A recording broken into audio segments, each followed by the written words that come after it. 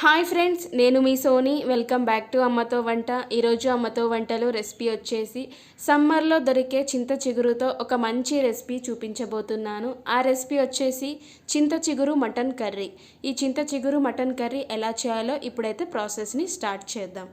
నేను ఈ కర్రీ కోసం 1/2 kg మటన్ అయితే తీసుకున్నానండి. ఈ మటన్ని బాగా శుభ్రం చేసి పెట్టుకున్నాను. అలాగే చింత చిగురు ఒక గిన్నె నిండా తీసుకున్నాను. ఈ చింత చిగురు కూడా బాగా వాష్ చేసుకొని పెట్టుకున్నాను. అలాగే ఒక 4 పెద్ద సైజు ఆనియన్స్ని కట్ చేసుకొని పెట్టుకున్నాను.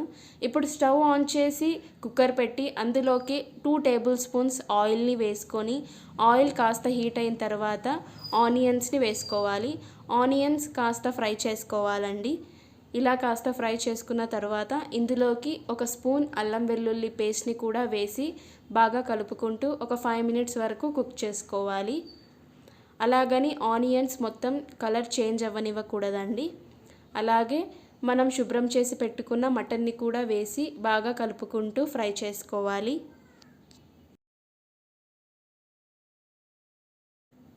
ఇప్పుడు ఇందులోకి కడిగి పెట్టుకున్న చింత చిగురు కూడా వేసి బాగా కలుపుకుంటూ ఒక 5 minutes వరకు కుక్ చేసుకోవాలండి. మనకు ఈ కర్రీలోకి చింత చిగురు ఎంత ఎక్కువ వేసుకుంటే కర్రీ అనేది అంత టేస్టీగా ఉంటుందండి. ఇప్పుడు ఇందులోకి టేస్ట్కి సరిపడా సాల్ట్, అలాగే 1/2 teaspoon పసుపు, అలాగే ఒక స్పూన్ కారం వేసి ఇవన్నీ మనకు మటన్కి బాగా పట్టేలాగా కలుపుకోవాలండి. సో చూసారు కదా, ఇలాగ వీడియోలో చూపిస్తున్న విధంగా ఒక 5 minutes వరకు బాగా కలుపుకుంటూ కుక్ చేసుకోవాలి.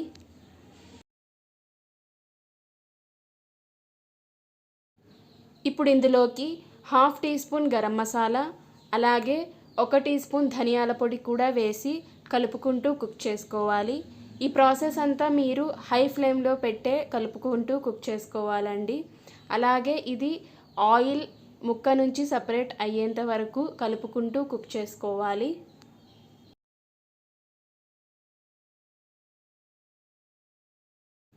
ఇక్కడ ఆయిల్ అయితే సపరేట్ అవ్వడం స్టార్ట్ అయిందండి. ఈ టైంలో కొంచెం కొత్తిమీరను ఇందులోకి వేసుకొని కలుపుకుంటూ కుక్ చేసుకోవాలి. చూసారు కదా, ఆయిల్ అయితే సపరేట్ అవ్వడం స్టార్ట్ అయ్యింది. సో ఇలాగ సపరేట్ అయినప్పుడు కాస్త కొత్తిమీరను వేసి ఒక 5 minutes వరకు కలుపుకుంటూ కుక్ చేసుకోవాలి.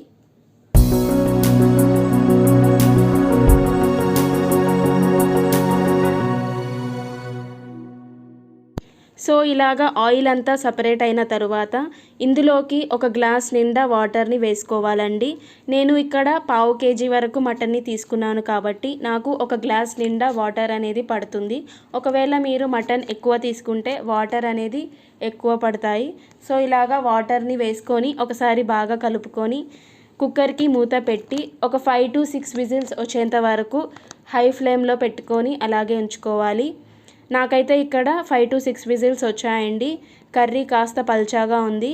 కర్రీ కాస్త గట్టి పడేంత వరకు అలాగే ఉంచుకోవాలి. సో చూసారు కదా, కర్రీ కాస్త ఇలాగ దగ్గర పడేంత వరకు కలుపుకుంటూ కుక్ చేసుకోవాలి.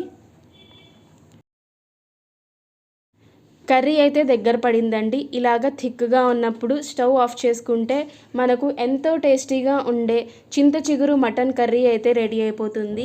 ఈ కర్రీ పుల్లగా తినడానికి చాలా టేస్టీగా ఉంటుంది. వైట్ రైస్లోకి అయితే చాలా సూపర్గా ఉంటుంది, చాలా కమ్మగా ఉంటుంది.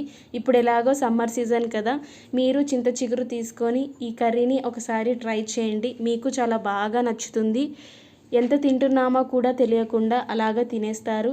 ఈ కర్రీ వైట్ రైస్లోకే కాదండి, నార్మల్గా కూడా అలాగా తినేస్తారు. అంత టేస్టీగా ఉంటుంది. ఈ కర్రీని మీరు ట్రై చేయండి. ట్రై చేసి ఎలా ఉందో కామెంట్ సెక్షన్లో కామెంట్ చేయండి. అలాగే వీడియో నచ్చినట్లయితే వీడియోని లైక్ చేయండి, షేర్ చేయండి. వీడియో ఎలా ఉందో కింద కామెంట్ చేయండి. ఛానల్ని సబ్స్క్రైబ్ చేయండి. ఇలాగే మంచి వీడియోస్తో మీ ముందుకు వస్తాను.